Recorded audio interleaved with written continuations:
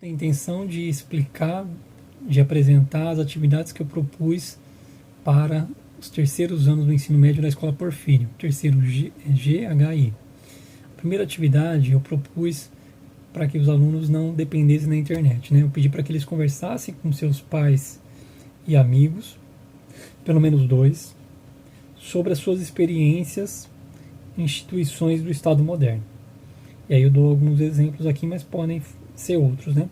Parlamento, judiciário, empresas multinacionais, empresas estatais, prisão, escola. Bom, a conversa pode ser livre, né? Eu não faço questão em relação a como vocês vão conversar. Mas eu queria que vocês depois resumissem isso em 2 páginas e me enviassem, né? A segunda atividade que eu venho propondo há alguns bimestres, né, é uma sequência em relação às atividades do Enem.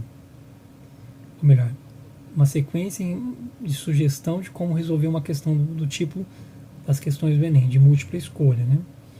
Então eu peço que vocês identifiquem a pergunta na questão, identifiquem a principal palavra e o significado dela na pergunta, né?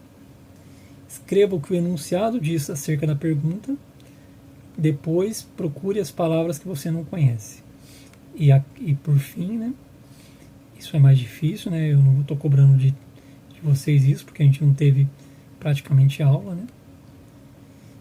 Em cada uma das alternativas dizer o que é certo e o que é errado a partir do que foi feito anteriormente. Eu vou ler uma questão aqui com vocês para exemplificar. A luta, questão do Enem de 2017. A luta contra o racismo no Brasil tomou um rumo contrário ao imaginário nacional e ao consenso científico formado a partir dos anos 30.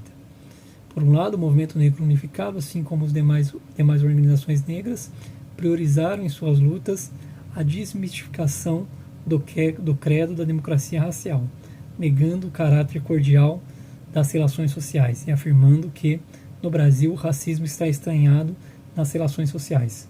O movimento aprofundou, por outro lado, sua política de construção de identidade racial, chamando de negros todos aqueles que alguma ascendência africana, e não apenas os pretos. Esse é um texto de Guimarães, 2012. A estratégia utilizada por esse movimento tinha como objetivo... Bom, então é importante identificar essa pergunta, né? A estratégia utilizada por esse movimento tinha como objetivo. Então a ideia é você escrever isso com as suas palavras, né? Então,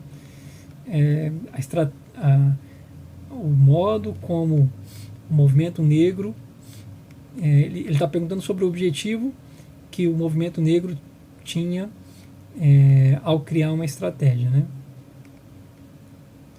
Então, a palavra principal aqui, 2 palavras são importantes aqui, estratégia e objetivo, né? Estratégias são táticas, são cálculos que você faz para conseguir um certo objetivo.